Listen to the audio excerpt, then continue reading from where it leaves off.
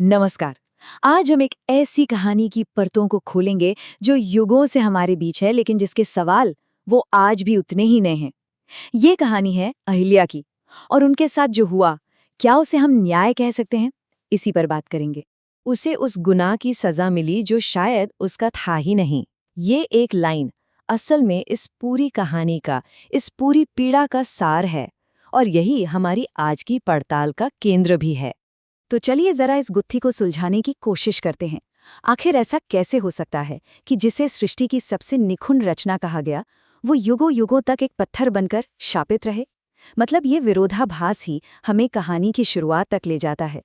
जरा सोचिए, हजारों साल, अनगिनत युगों तक वो बस एक पत्थर थीं, एक भूले भटके जंगल में एक खामोश पत्थर, जो सिर्फ एक रात की घटना का जीता जागता, या कहें बेजान सबूत बनकर रह गया।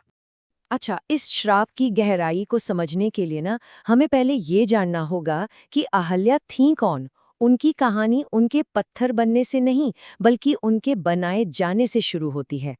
उनका नाम ही था अहिल्या। जानते हैं इसका मतलब क्या है? संस्कृत में इसका मतलब है जिसमें कोई कमी न हो, एकदम परफेक्ट, त्रुटिहीन।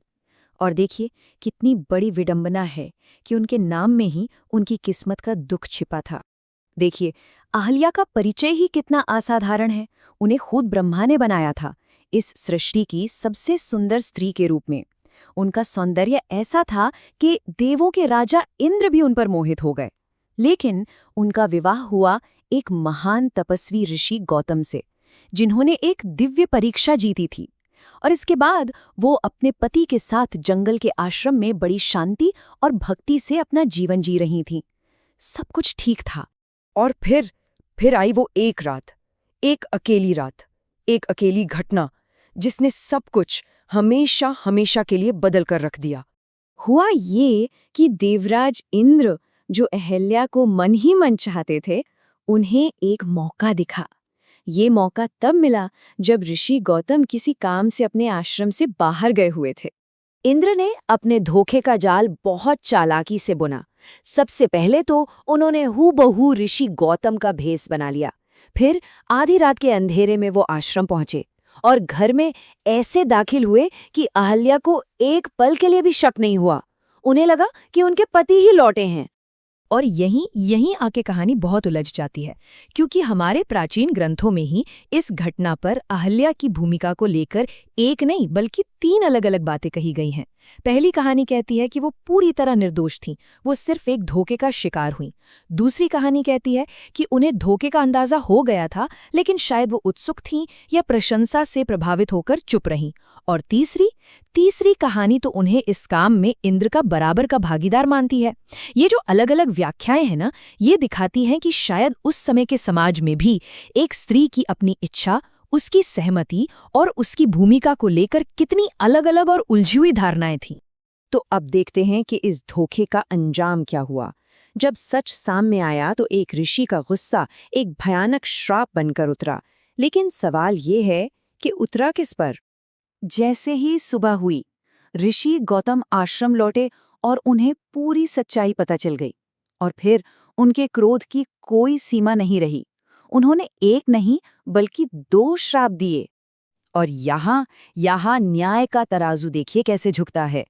इंद्र, जो इस धोखे के असली जिम्मेदार थे, उन्हें श्राप मिला कि उनके शरीर पर 1000 आंखें बन जाएंगी, उनकी शर्मिंदगी के निशान के तौर पर। लेकिन वो फिर भी देवराज ही रहे। उनकी सत्ता, उनका पद, सब कुछ वैसा का वैसा रहा। और दूसरी तरफ अहल्या, चाहे वो पीड़ित थीं या भागीदार, उन्हें क्या मिला? युगों युगों तक एक अदृश्य पत्थर बन जाने का श्राप। एक ऐसा श्राप जिसने उनका रूप, उनकी पहचान, उनका पूरा अस्तित्व ही छीन लिया। यह उस समय के समाज की कड़वी सच्चाई को दिखाता है, जहां एक शक्तिशाली पुरुष की गलती को बस एक शर्म का निशान माना गया, लेकिन एक स्त्री को उसकी कीमत अपना वजूद खोकर चुकानी पड़ी। और उनका इंतजार, वो इंतजार बहुत लंबा था। पति के मुंह से शब्द निकले ही थे कि वो पत्थर बन गईं, एक ही पल में। फिर सदियां बीत गईं। वो उस जंगल में दुनिया की नजरों से ओझल पड़ी रहीं। एक पूरा युग गुजर गया। ना जाने कितनी ऋतुएं आईं और गईं, जंगल उस पत्थर के ऊपर उग आया। और फिर आया त्रेता युग। एक नया दौर, जब राजकुमार राम उसी जंगल में पहुंचे। और अब आता है कहानी का वो हिस्सा जो मुक्ति तो लेकर आता है, लेकिन कोई आसान सा जवाब नहीं, बल्कि ये न्याय के सवाल को और भी ज्यादा पेचीदा बना देता है। एक ऋषि के कहने पर प्रभु राम उस शापित पत्थर के पास पहुंचते हैं। और मुक्ति बहुत ही सहज थी। जैसे ही राम का पैर उस पत्थर को छूता है, श्राप टूट जाता है। अहिल्या युगों की जड़ता के बाद फिर से इंसान बन जाती हैं। उन्हें पवित्र घोषित कर दिया जाता है और वो अपने पति गौतम के पास वापस चली जाती हैं। तो यहाँ देखिए, उनकी पीड़ा का अंत तो हो गया, लेकिन ये कहानी हमें एक बहुत गहरे सवाल के साथ अकेला छोड़ जाती है। जो हुआ, क्या वो सच में न्याय था? और यही वो सवाल है जो आज भी गूंजता है कि पवित्रता और न्याय में आखिर फर्क क्या है? क्या किसी को पवित्र कह देने से उनके साथ हुआ अन्याय सच में मिट जाता है?